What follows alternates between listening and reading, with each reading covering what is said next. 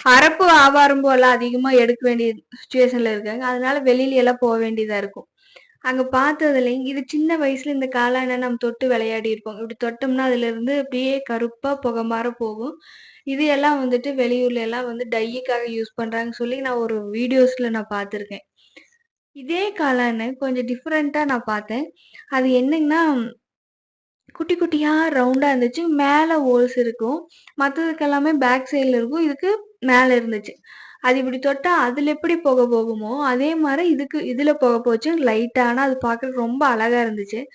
இப்படி நான் அமுத்தி விட்டேங்கன்னா, அந்த மேல இருக்கிற தோல் வந்து நல்லா கெட்டியா இருந்துச்சு. ஃபர்ஸ்ட்டு நான் பார்க்குறப்போ ஒண்ணே ஒண்ணு பார்க்குறப்ப என்ன நெனச்சேன்னா, இந்த பெரிய பெரிய 8 கால் பூச்சியோட முட்டையோன்னு நெனச்சேன். ஆனா, அது இப்படி எடுத்து பார்த்தா பின்னாடி வேர் எல்லாமே இருந்துச்சு.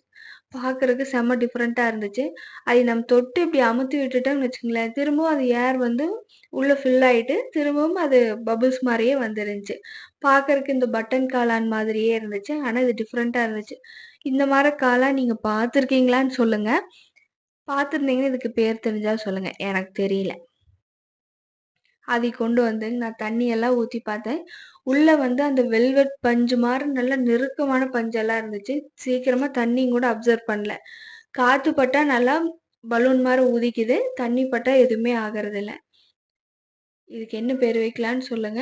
நான் அதுக்கு வந்துட்டு ட்ரெயின் பட்டன் காளான் தாங்க பேர் வச்சிருக்கேன். நான் பேர் வச்சிருக்கேன். இது எங்க அந்த வீட்டு பக்கத்துல இருக்கிற மலையில கிடைச்சிருந்துச்சு. தண்ணி எல்லாம் ஊத்தி பார்த்து கடைசியில தூக்கி வீசிட்டேன். இது நீங்க பார்த்துருக்கீங்களான்னு சொல்லி